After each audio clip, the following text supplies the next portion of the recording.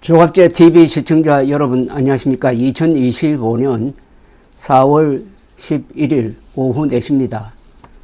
1시간 뒤에 윤석열 전 대통령 부부는 한남동 관저를 나와 서초동의 원래 살던 집으로 돌아갑니다.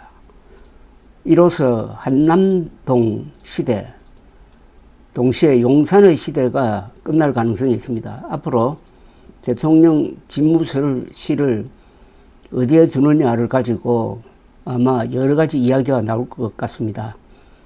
청와대로 돌아가는 게 제일 정상적이고 돈도 적게 든다고 저는 생각합니다.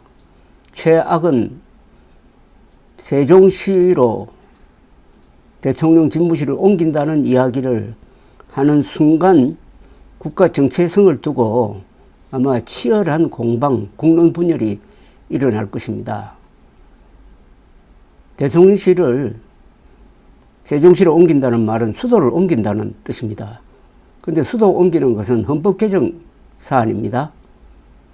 헌법 개정을 하지 않고 야금야금 국회도 옮기고 대통령실도 옮기고 뭐 이런 식으로 야금야금 하는 것은 완전히 이거는 국가에 대한 역적질입니다. 수도를 함부로 옮기면은 전쟁이 나든지 나라가 망해버립니다. 특히 남쪽 내륙으로 수도를 옮기면은 아주 위험합니다.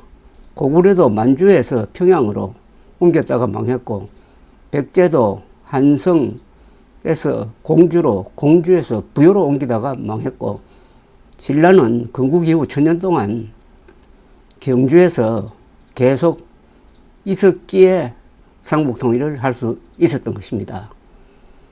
누구든지 수도 서울을 옮기려고 하는 순간 그때부터는 국가의 근본을 흐트린 사람으로 역사의 범죄자가 될 것입니다. 이런 문제를 만든 게 바로 윤석열, 김건희 두 사람이었습니다. 이게 두 사람의 운명을 결정을 했습니다. 당선되자마자 무슨 할 일이 없어가지고 2달 이후에 국방부로 들어가겠으니까 방 빼라고 국군에 대해서 그렇게 나올 수가 있습니까? 얼마나 국군을 만만하게 보면은 그런 짓을 했겠습니까? 누가 이런 무도한 결정을 했느냐 하면은 윤석열 당선인보다는 김건희 여사 영향이 강했던 것으로 보입니다. 윤석열 당선인은 국방부를 구경하고는 여기는 군인들이 근무할 곳이다 하고 가지 않겠다고 주변 인물들에게 이야기했다고 합니다. 그러나 순식간에 태도를 바꿔가지고 다른 소리 하지 말라고 경고를 하더니 국방부로 옮기겠다는 결정을 내렸다고 합니다. 왜 이렇게 바뀌었느냐? 그 뒤에는 김건희 여사의 입김이 있었다고 보는 것이 아마 거의 정확할 것이라고 생각합니다. 청와대에 있었으면 오늘 불명예스럽게 관저를 떠나는 이런 모습은 보이지 않았을 것입니다. 장소가 의식을 결정한다는 말이 이 경우에는 맞습니다. 그런데 앞으로 이제 두 사람은 외롭게 되었습니다. 권력의 방패를 빼앗겼습니다. 이제 민간인 신분으로 돌아온 윤석열 대통령에 대한 전방위 수사가 기다리고 있습니다. 특히 정권이 바뀌어가지고 민주당 정권이 들어서면은 적폐 수사 또는 내란 종식 등의 명분을 걸고 윤석열, 김건희 그리고 주변 인물들에 대한 수사가 진행될 것이 뻔합니다. 김건희 여사에 대한 수사는 여러 가지가 지금 미뤄져 왔는데 이것도 아마 머지않아 시작이 될 겁니다. 그러는 가운데서 특히 김건희 여사의 국정에 대한 관여가 어느 정도였느냐 하는 것은 밝혀야 합니다. 밝혀서 그게 법에 어긋나면 처벌해야 됩니다. 법에 어긋나지 않더라도 그 진실은 알려야 합니다. 특히 지난해 12.3 계엄의 진짜 이유가 뭐였느냐, 여기에 김건희 여사는 연관되지 않느냐 하는 것을 꼭 밝혀야 되는데, 이건 수사로 밝히지 못한다면 언론이 밝혀야 됩니다. 드러난 것은 반국가 세력 척결, 부정선거 바로잡겠다, 뭐 이 정도였는데, 과연 그게 하필 12월 3일 반물 선택을 해서 그렇게 돌발적으로 할 사안이냐? 아니잖아요. 그거 말고 뭔가 있는 것 아닐까요? 그래서 많은 사람들이 추측입니다. 추측해 오기에는 김건희 여사에 대한 특검법 재의결이 12월 10일로 예정되어 있었는데, 그때 국민의힘에서 이탈자가 생겨가지고 특검법안이 통과될 가능성이 있다 하는 분위기 속에서 명태균 씨의 그 핸드폰이 압수가 되고 그 내용이 포렌식을 통해서 검찰 손에 넘어갔다. 그래서 윤석열, 김건희 두 사람의 이 공천 개입이 사실로 확인되어 가는 단계다. 그리고 한동훈 세력이 재의결에 가담할 것 같다 하는 이런 상황 속에서 김건희 여사를 지키기 위해서 발작적으로 병정놀이 하듯이 서둘러서 하다가 본인도 국민의힘도 나라도 이 지경으로 만든 것이 아니냐 하는 추측을 합니다. 그런데 이 추측이 윤석열 대통령과 가까이 있었던 사람, 내 속하는 아주 내용을, 이 정권의 내부를 잘 아는 사람일수록 이 이야기를 하는 경우가 많습니다. 이제 두 사람이 권력의 갑옷을 벗었으니까 이제 과감하게 취재를 해가지고 이 부분을 밝혀야 됩니다. 만약 이게 사실이라면은 한 여인을 위해서 윤석열 전 대통령이 그야말로 한 여인을 에게 충성하기 위해서 나라를 절단냈다는 이야기가 되겠죠. 이거 좋은 말로 꾸미면은 사랑을 위해서 나라를 팔아먹었다는 이야기 아닙니까? 자기는 사람에게 충성 안 한다고 해놓고 가장 가까운 사람에게 충성하면서 대한민국에는 반역했다는 이야기가 되지 않겠습니까? 윤석열, 김건희 두 사람 위에 드리워져 있는 음모론과 주술이 결합되어 있습니다. 음모론과 주술은 그 성격상 비과학이고 망상이라는 점에서 같은 겁니다. 김건희 여사는 주술적이고 윤석열 대통령은 음모론 좋아하고 한다는 것은 객관적으로 이미 증명된, 이건 뭐 설도 아니고 사실입니다. 한 사람이 그래도 문제가 있는데 두 사람이 음모론과 주술을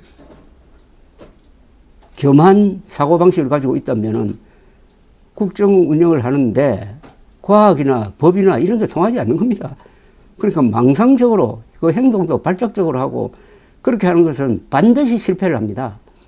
윤석열 대통령이 여기까지 오게 된 데는 거의 대부분이 정보 판단의 실수였습니다. 권력자가 정보 판단을 제대로 하지 못한 상태에서 권력을 휘두르는 것은 장님이 기관총 들고 다니면서 막 여기저기 총수화되는 거하고 마찬가지입니다. 가장 위험한 게 정보 판단이 제대로 되지 않는 권력자의 권력 행사인 것입니다. 청와대에 근무하면은 얼마나 안온한 환경을 가질 수 있느냐가 아니고 그곳은 무슨 재수가 없고 흉지고 제왕적 권력의 상징이고 뭐 이런 생각을 가지면은 그 뒤의 행동이 윤석열처럼 되는 거죠. 그러니까 정보 판단이 잘못된 겁니다. 아마 청와대에서 제대로 근무도 해본 적이 없고 청와대 구조도 잘 모르는 상태에서 정보 판단에 실패를 해가지고 청와대에서 나오는 그런 실수를 했고, 그다음에 이준석 당대표를 몰아내면은 그 뒤에 무슨 일이 일어날 거냐 하는 것도 정보 판단인데 그것도 실수를 했습니다. 누가 봐도 그렇게 하면은 젊은 층의 지지율이 이탈될 것이고 중도층도 이탈된다. 젊은 층 중도를 끌어들여 가지고 이준석 대표의 세대 포위론이라는 대전략으로 해서 그것도 겨우 24만 표 차이로 이겼다. 여기서 그 지지 기반이 지금 아슬아슬한데 여기에 손을 댔다가는 완전히 정권이 망할 것이다 하는 경고를 저도 하고 여러 사람들이 했어요. 그런데도 그런 정보 판단 믿지 않고 기분 나쁘다고 그랬는지 사가지 없다고 그랬는지 모르겠지만은 이준석 몰아내는 지리한 과정을 한 석 달 동안 보여주니까 지지율이 윤석열 지지율이 50%대에서 20% 초반으로 떨어졌습니다. 거기서 회복되지 못하고 작년 총선까지 가서 결국 망한 겁니다. 정권이 망한 겁니다. 그걸로. 이것도 정보 판단의 잘못이었어요. 그 다음에 부산 엑스포 자신 있다고 하더니 아주 참패를 했습니다. 그것도 정보 판단의 실수였고, 그 다음에 한국 의사들이 결코 모자라지 않는데도 모자란다고 이 통계를 왜곡 해석을 해가지고 의과대학 정원 2,000명 늘리기를 내질렀다가 곧바로 의료 대란으로 이행하고 또 거기서 발을 빼지 않고 계속 더 밀어붙이다가 의사표, 간호사표 뭐 이런 표 다 이탈해가지고 작년 총선에서 특히 수도권에서 많은 의석을 잃었습니다. 이것도 정보 판단의 실수입니다. 더 가공할 사태는 그렇게 총선을 말아먹었으면 정신 차리고 유턴이라도 해야 될 텐데 계속 밀어붙이다가 결국 한국 의료를 이렇게 엉망진창으로 만들었습니다. 그 끝이 바로 계엄 사태 아닙니까? 이게 바로 다 정보 판단의 실수입니다. 그런데 김건희 여사의 이 주술적인 사고방식, 이게 윤석열 대통령을 움직이고 윤석열 대통령 또한 망상적 사람이니까 그게 서로 막 상승작용을 일으켜서 지금까지 말씀드린 이런 정보 판단을 너의 실수를 이끌었다는 생각이 들면서 작년이 아니라 지난번 대선 기간에 있었던 이 서울의 소리 방송에서 공개한 김건희 여사와의 오랜 7시간에 걸친 그 녹취록, 이 녹취록이 다시 재조명되고 있습니다. 그때는 선거판이라서 그걸 다 진영 논리적으로 해석을 했는데 요사이 이게 읽어보면은 여기에 정보가 많고 결국 그 내용 중에 요사이 윤석열, 김건희 두 사람이 겪고 있는 이 몰락, 어떻게 보면 말로가 예정되어 있었던 것 아니냐 하는 생각이 드는 겁니다. 그 한 대목을 소개를 해드리겠습니다. 김건희 여사가 서울의 소리방송 기자와 한 대화는 여러 언론기관에서 공개하고 녹취록도 올라 있는데 그건 뭐 여러분들이 구글로 들어가서 검색하면 다 나와 있습니다. 그 중에 이 주술과 관계되는 김건희 여사의 토로가 상당히 많습니다. 그 중에 하나만 제가 한번 골라봤는데 김건희 씨가 이렇게 이야기를 합니다. 사주 공부하면 좋지. 자기 팔자도 풀고 그렇지. 그런데 이런 영감이 있으니까 군인, 경찰 이런 거 하면 잘 맞죠. 그냥 머리만 똑똑하다고 되는 게 아니거든. 그거는 우리 남편도 그런 영적인 끼가 있거든요. 그게 저랑 연결이 된 거야. 두 사람이 결혼하게 된 것도 그런 영적, 주술적인 기질과 연관되어 있다는 고백입니다. 왜냐면 우리 같은, 나나 우리 남편 같은 사람들이 결혼이 원래 잘 안 돼. 잘 이게 어려운 사람들이야. 그래서 만난 거예요. 서로가 이게 호랍이 과부 팔자인데, 그러니까 혼자 살아야 될 팔자인데, 그런 식으로 우리 이명수 기자님도 이 상대방과 이 서울의 소리 방송 기자입니다. 기자님도 영감이 발달한 사람이라 군인 경찰 하면 더 좋죠. 내가 웬만한 사람보다 잘 본다니까. 근데 이건 공부 가지고 해결될 문제는 아니야. 약간 타고나야 되는 거 알잖아요. 이명수 기자가 그렇죠. 신기라고 있잖아요. 우리 뭐 내림받는다고 그렇게 하다가 그런 이야기 많이 하잖아요. 이렇게 맞장구를 치니까 김건희 여사는 또 이렇게 이야기합니다. 그렇지. 아유 그게 좀 있죠. 그래도 좀 있어서 내가 사람들 막 이제 근데 나는 전혀 내가 신을 받거나 이런 건 전혀 아닌데 이명수 기자가 아 그래요? 라고 빨리 사진 찍어서 손금하고 보내드릴게요. 봐주세요 하니까 김건희 여사는 아유 아니야 이거는 생김을 보는 게 아니라 그걸 보는 거야. 상을 보는 거기 때문에 원래 제일 정확한 건 실물을 봐야 해요. 왜냐하면 빛깔을 보고서 하는 거지. 생김을 보는 건 굉장히 하수들이 보는 거예요. 여러분 어떻습니까? 아주 주술에 대해서 많이 알고 주술적인 사람들과 많이 만나고 남편과도 그래서 연결이 됐다. 우리 남편도 그런 영적인 끼가 있거든요. 그게 저랑 연결이 된 거야. 자, 그러면은 이런 주술적인 영향이 윤석열 대통령에게 어떤 영향을 끼쳤느냐. 국정의 중요 대목, 특히 실패한 정책에 어떤 영향을 끼쳤느냐. 이것을 밝혀야 할 의무를 가진 사람들은 기자들입니다. 박정희 대통령은 생활의 과학화라는 말을 만들었습니다. 1970년대.